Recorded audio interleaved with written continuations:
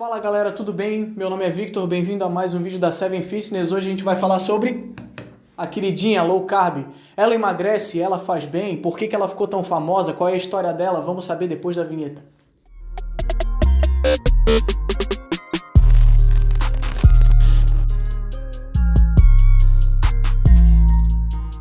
A low carb é um padrão alimentar cujo foco principal é cortar a maioria dos carboidratos e amidos. Eles vão servir para o corpo como meio de energia primária, né? Na nossa corrente sanguínea é a glicose, certo? Bom, o padrão alimentar da dieta low carb, ele tem alimentos que deve se priorizar e alimentos que não é interessante. Tendo em vista que os alimentos com bastante carboidrato é bom evitar para conseguir que seja feita essa dieta, vamos começar com o que é interessante, lácteos. Sobre os lácteos tem uma coisinha importante. Tem pessoas que são mais radicais, que fazem a low carb, que optam por pegar os lácteos, né, como o queijo, leite, etc., sem a lactose, porque a lactose é o açúcar do leite. Tem pessoas que são mais radicais e optam por isso. Bom, temos lácteos, carnes e ovos, vegetais com baixo amido, oleaginosas, sementes, o abacate e o açaí.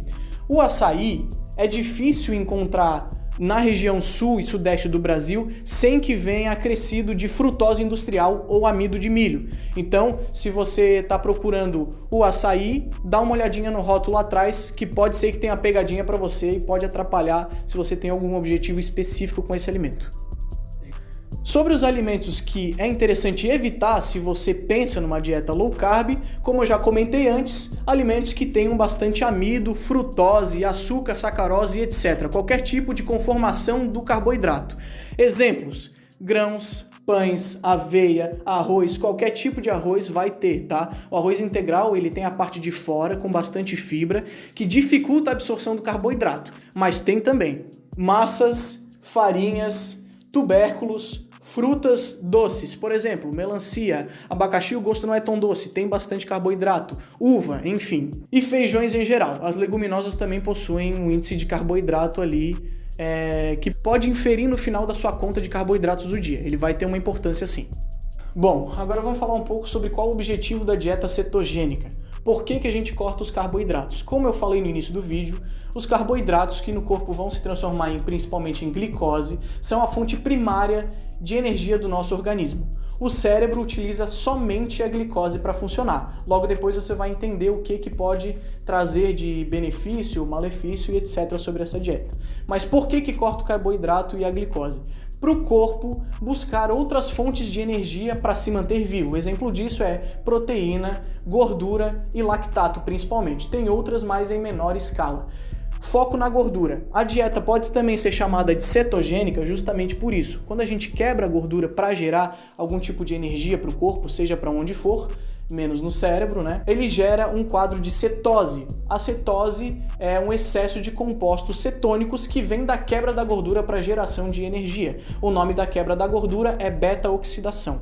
Isso vai fazer com que as gorduras periféricas e localizadas também, lembrando que quando a fisiologia está normal, num estado de uma dieta, exercício físico, enfim, para gastar mais energia, você gasta de forma sistêmica. Então não é que vai gastar só da barriga ou só da coxa, não. O corpo gasta tudo ao mesmo tempo. E nisso é que vem o emagrecimento da dieta cetogênica. Mobilizando a gordura das periferias, diminui a massa gordurosa, diminui o tamanho da pessoa e, obviamente, o peso. Bom, agora que a gente já falou um pouco, de forma resumida, sobre como consiste a dieta cetogênica, como ela veio, se você gostou até agora, dá o seu like. Qualquer dúvida a respeito da dieta cetogênica e etc., pode comentar aqui embaixo, nos perguntar, a gente vai estar disposto aí a ler e a te responder o mais rápido possível. Agora vamos falar um pouquinho sobre a origem da dieta cetogênica. Ela começou a ser estudada em 1920 por médicos que tinham como objetivo controlar doenças neurológicas e do transtorno dos carboidratos, que são as diabetes tipo 1 e tipo 2. As doenças neurológicas, como Parkinson e epilepsia, tiveram uma melhora desses pacientes, os epiléticos diminuíram bastante, consideravelmente, as crises.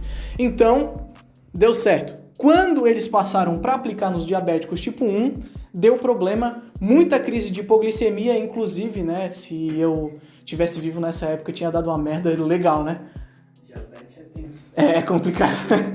No diabetes tipo 2, que estava descompensado, também foi interessante. Porém, esses dois que deu certo, eles começaram a perceber que a curto prazo isso começou a gerar problemas para essas pessoas. Então a crise melhorou, mas os marcadores inflamatórios pioraram. E o próximo tópico que a gente vai dar uma olhada é quais os problemas ou benefícios que isso pode causar a curto prazo e a longo prazo. Bom, agora vamos tratar um pouquinho do que a dieta low carb pode causar a curto prazo. Como eu falei, na época de 1920, os médicos começaram a constatar alguns problemas já a curto prazo e a gente vai entender um pouquinho como funciona. Bom, primeira coisa, cansaço físico e mental. Por quê? Como eu falei, é um processo de retirada de outros compostos para gerar energia além da glicose. O nome desse processo que é feito no fígado se chama gliconeogênese, que é quando ele forma a energia advinda de outros compostos. Bom, cansaço físico, já expliquei, agora o cansaço mental. Como eu falei, o cérebro utiliza só glicose para funcionar.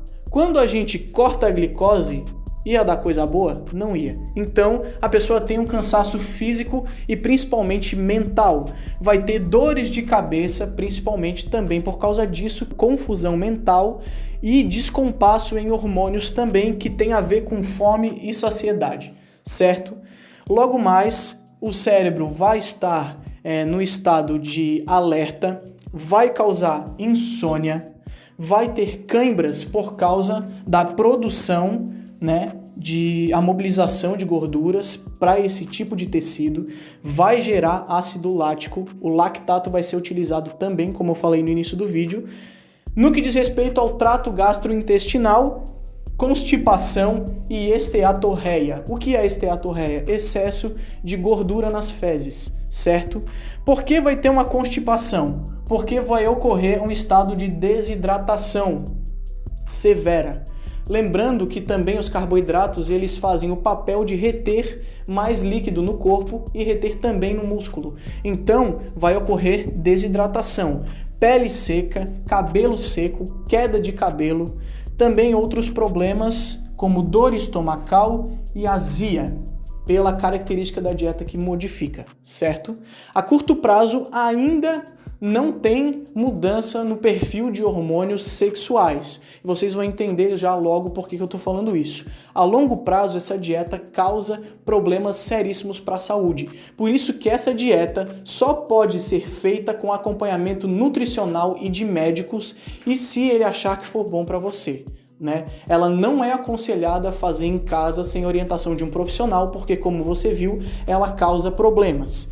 Por último, em relação a isso, não dá para garantir que uma pessoa tenha todos esses sintomas. Ela pode ter um isolado, pode ter dois, assim como ela pode ter mais de 3 ou 4. Vai depender, como eu falei, de cada pessoa. Cada organismo funciona de uma forma, mas até que se prove o contrário, a dieta cetogênica causa problemas curto e a longo prazo se não for acompanhada por um profissional. Certo, agora vamos passar para as implicações da dieta cetogênica a longo prazo. Como eu falei antes, essa dieta só deve ser feita com acompanhamento nutricional e médico e por um período X. Por quê? Como ela implica em modificar o metabolismo do corpo, vai ter uma série de modificações que vão ser feitas com o corpo e não vai ter tempo hábil para o corpo se acostumar. Então vai gerar um colapso. Vamos entender por quê. Bom, a gente começa com deficiências e excessos nos micronutrientes. A gente vai ter falta de magnésio, manganês, cobre, zinco, fósforo e iodo. Apesar de todos esses serem muito importantes, magnésio para o músculo, manganês e cobre, parte sanguínea, zinco relacionado à produção de espermatozoides, relacionado à maturação sexual, relacionado também à nossa imunidade, fósforo diretamente relacionado à produção de energia, mas vamos dar uma atenção para o iodo. Na falta de iodo, nós podemos desenvolver uma doença chamada hipotiroidismo de Hashimoto. Então eu vou puxar e deixar aqui hipo, certo? O hipotireoidismo de Hashimoto é uma doença que causa transtorno no metabolismo, né? A pessoa tende a engordar, a formar o bócio aqui embaixo, enfim, um assunto mais específico para outro vídeo. Vamos nos ater à dieta cetogênica. Os excessos de vitaminas K, A, D e E, principalmente essas três. O que elas têm em comum? Todas elas são encontradas em meio gorduroso. Elas são as vitaminas chamadas lipossolúveis, lipídios, dieta cetogênica focada em gordura e proteína, diminuindo carboidrato. Então, obviamente, teremos provavelmente excesso desses três carinhas. Como eu comentei anteriormente, a pessoa vai ter desidratação, então vai haver um desbalanço hidroeletrolítico, que é a respeito dos íons de hidratação celular e também é um tema bem extenso.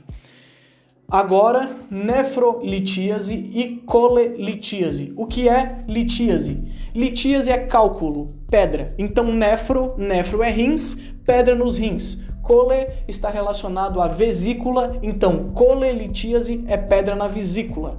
A colelitíase pode virar coledocolitíase, quando a pedra se deslocar para o canal da vesícula. Cetoacidose, como eu comentei antes, pelo excesso de compostos oxidados presentes no sangue, vai gerar esses problemas aqui, como aterosclerose. A aterosclerose é quando ocorre uma formação, quando alguma partícula, principalmente de colesterol ou LDL, se fixa em alguma artéria, o corpo ele tenta desfixar e combater. Então ele manda células brancas para lá. As células brancas não foram feitas para desfazer gordura, então elas começam a se sobrepor. Se sobrepondo, imagine que a gente tem uma artéria aqui e elas começam a se sobrepor uma à outra, o que vai causar um entupimento e um bloqueio desse fluxo de sangue. A gente chama de interromper a luz da artéria. Então isso aqui vai causar necrose no tecido. Enfim, para resumir, a aterosclerose é um processo inflamatório dentro de uma artéria, certo? Também trombo. O trombo pode ser isso aqui, que vai ser uma junção dessa gordura com células brancas, ela pode se deslocar e trancar em algum outro local. Isso é chamado de trombo. E como eu comentei, com o excesso de gorduras, a gente tem a hipercolesterolemia.